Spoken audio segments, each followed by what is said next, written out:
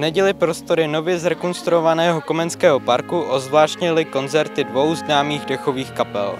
Jako první se představila Driatomanka, kterou mohli návštěvníci potkat i předcházející večer. Dnes to je zase čaro tohoto krásného parku. Prišli ľudia, ktorí aj sa objavili včera na tom námestí, takže to nás veľmi potešilo, že sme sa im asi páčili, takže prišli aj druhýkrát. To je taký znak pre nás, že keď niekto aj druhýkrát príde, tak ideme správnym smerom. Driatomanka je krojovanou kapelou dechové hudby z moravsko-slovenského pomezí, založená v roce 1866 v obci Driatoma nedaleko Trenčína.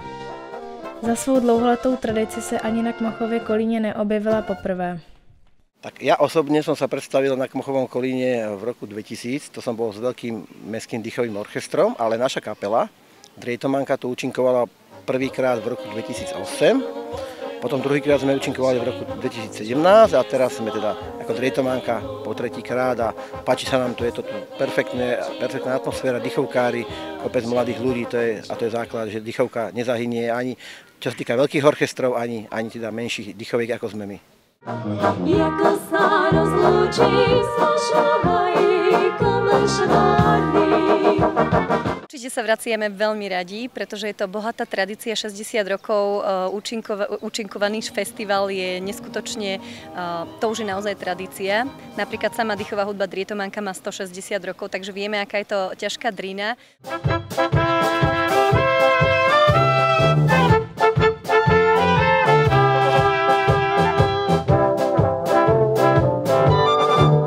Přestávku mezi koncerty vyplnil taneční soubor Čercheničky Kolín, který sdružuje jak dívky, tak chlapce a za 13 let svého působení jim prošlo přes 90 dětí.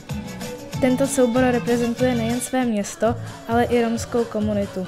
Věnují se tradičním romským, moderním i latinskoamerickým tancům.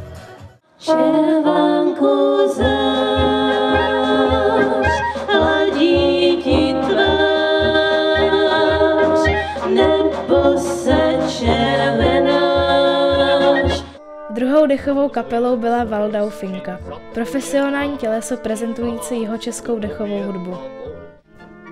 Repertoár kapely se převážně skládá z klasických skladeb, například od Jaromíra Vejvody, Františka Kmocha, ale i autorských skladeb jejího zakladatele Ády Školky.